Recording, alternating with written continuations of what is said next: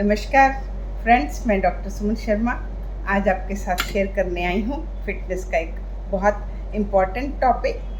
क्योंकि अगर आप लोग ये जानेंगे तो आप अपनी जो फिटनेस जर्नी है उसको खुद भी सेट कर सकते हैं।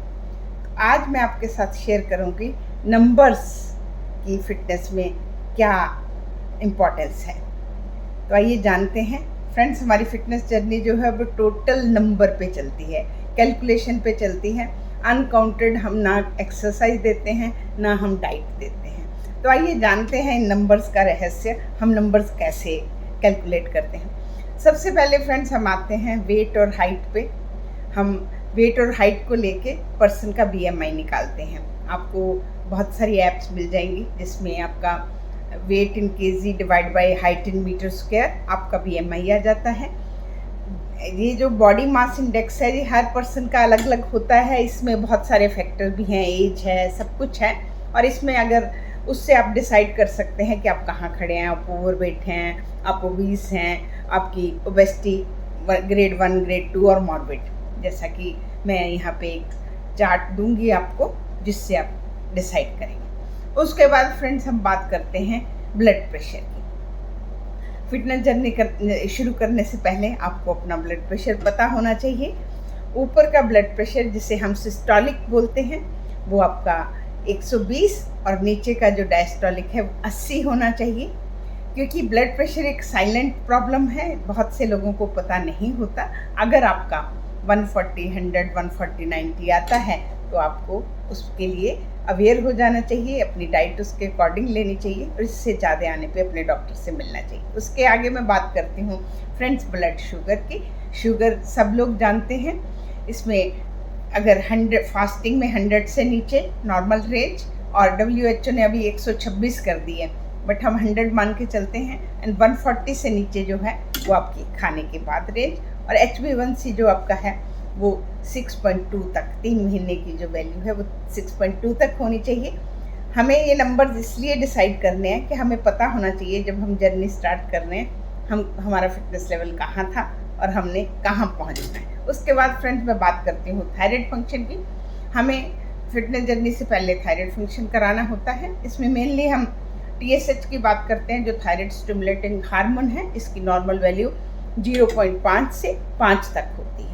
मोस्टली जो हमारे फिटनेस जर्नी वाले पेशेंट आते हैं ज़्यादातर वो हाइपोथायराइडिज्म होते हैं, जिनका थायराइड ठीक से काम नहीं कर रहा होता और उनका TSH एलिवेट होता है।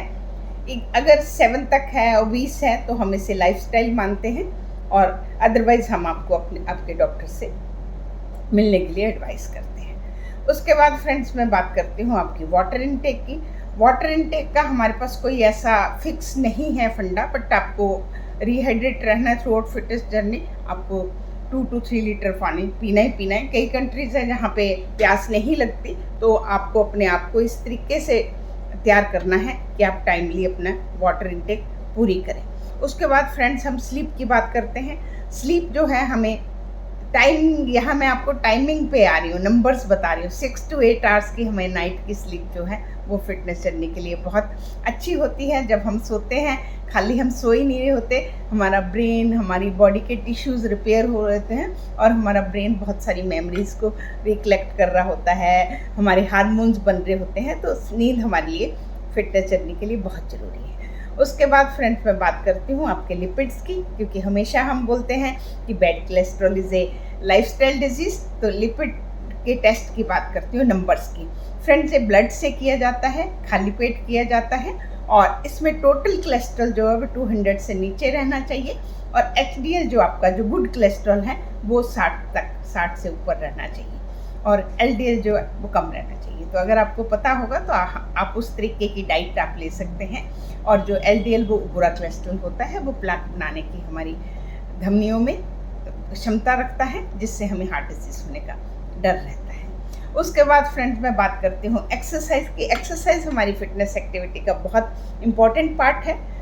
इसका नंबर देखिए, 30 मिनट्स हमें डेली 5 डेज करना चाहिए, और उस एक्सरसाइज में हमें एरोबिक प्लस रेजिस्टेंस ट्रेनिंग में भी हम देखिए नंबर कैसे डालते हैं। जैसे साइंस ने सिद्ध किया है कि अगर हम कोई भी रेपिटेशन 15 से 20 बार करते हैं तो और 3 सेट्स करते हैं, तभी हमारी मस्कुलर हाइपरट्रॉफी होती है, मसल रिटेन जिसे बोलते हैं।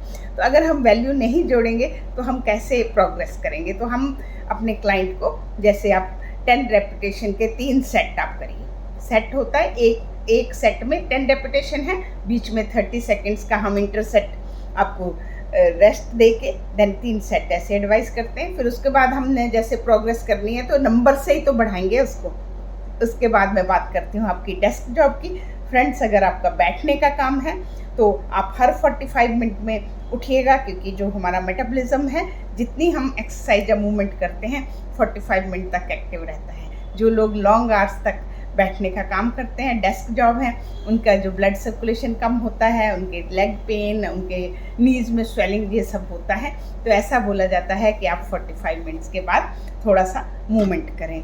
आप फ़ोन कॉल उठ के ले लें, आप अपना कुछ भी 45 मिनट के बाद एक राउंड ले लें उठ के, जिससे आपकी ब्लड सर्कुलेशन अच्छी हो जाए। उसके बाद फ्रेंड्स मैं करती हूँ आपकी ब्लू लाइट की बात। जो हम गजेट्स यूज़ करते हैं, पूरे दिन में 2 घंटे से ज़्यादा हमें स्क्रीनिंग टाइम नहीं देना चाहिए। अगर हम इससे ज़्यादा स्क्रीन टाइम देते हैं तो आजकल एक नई बीमारी चली है जिसे टेक नेक बोलते हैं, जिसमें हमारे शोल्डर्स, हमारी नेक, हमारा सर्वाइकल, ये चीज़ें इन्वॉल्व रहती हैं। तो वो हमें ध्यान रखना होगा। और उससे भी ऊपर जो हम सोते टाइम ये वाला स्क्रीन टाइम करते हैं, उसमें जो ब्लू लाइट निकलती है वो हमारे नींद को लेटर ऑन चलते चलते हमारी नींद को डिस्टर्ब करती है और हमारे ब्रेन फंक्शन को भी डिस्टर्ब कर सकती है। तो इसलिए हमें इसको भी नंबर मैंने दिया आपको, पूरे दिन में 2 घंटा। उसके बाद फ्रेंड्स मैं बात करती हूँ आपकी स्टेप्स की। तो ऐसा माना जाता है, सब लोग बोलते हैं कि मैंने तो घड़ी में 10,000 स्टेप्स लगाए हैं, कैलकुलेशन यहाँ भी आ रही है, बट हम लोग जो हैं वो 4,000 से लेके 18,000 तक, आपकी अपनी कैपेसिटी। अगर आप शुरू कर रहे हैं, आप नए फिटनेस जर्नी ज्वाइन करी है, तो एकदम तो आप 10 नहीं कर पाएंगे ना। तो आप 4 शुरू करें, धीरे धीरे बढ़ाएं, 5 पे आएँ, 6 पे आएँ, 7 पे आएँ, वटेवर। अगर आप पहले 10 कर रहे हैं तो उसको और इंक्रीज़ करें, 11 पे जाएं। तो 4,000 से लेके 18,000 तक हम स्टेप्स की कैलकुलेशन आपको देते हैं। फिर फ्रेंड्स मैं बात करती हूँ डाइट की। अब हमने BMI निकाल लिया, अपनी सारी मेडिकल हिस्ट्री ले ली, अब हमें डाइट कैलकुलेट करनी है।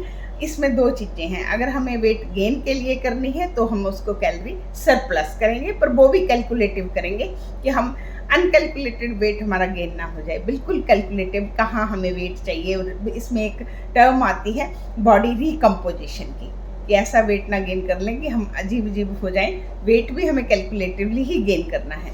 तो फ्रेंड्स, उस तरीके से हम कैलोरी कैलकुलेट करते हैं। अगर हमें वेट गेन करना है तो हम कैलोरी सरप्लस करते हैं, और अगर हमें वेट लूज़ करना है तो हम कैलोरी डेफिशिएट करते हैं। तो इस तरीके से फ्रेंड्स, अगर हमें ये अपनी कैलकुलेशन पता हो, अपने ब्लड टेस्ट की, अपने बायोमार्क, जितने हमारे मार्कर्स हैं, हमारा BMI, अगर हम लेडीज़ में जो आपका कमर का घेरा है, अगर वो 35 से ज़्यादा है तो वो मारक होता है। और सेम फॉर मेल्स के लिए, अगर उनका घेरा 40 इंच से ज़्यादा है तो उनको मारक का मतलब है cardiovascular disease, insulin resistant, fatty liver, and आपका LDL से atherosclerosis, heart disease and stroke. एक बार ओबेसिटी आई, ओबेसिटी अपने साथ अपने इतने सारी चीज़ें लेके आ रही है। तो फ्रेंड्स, हमें ओबेसिटी को ही पकड़ना है, हमें बाकी चीज़ों को नहीं पकड़ना। तो इन नंबर्स को देखते हुए आप आगे बढ़ें।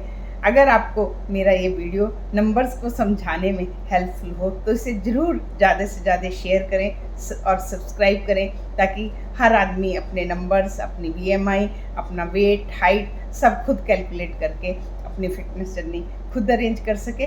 और जिन लोगों को परेशानी है, अगर वो नहीं कर सकते, तो मेरा नंबर डिस्क्रिप्शन बॉक्स में है और स्क्रीन पे भी नंबर आ रहा है, तो आप मेरे को व्हाट्सएप पे मैसेज छोड़ सकते हैं। नमस्कार। इसी के साथ मैं आपसे विदा लेती हूँ। कल एक नए टॉपिक के साथ आपसे मिलती हूँ। Thank you.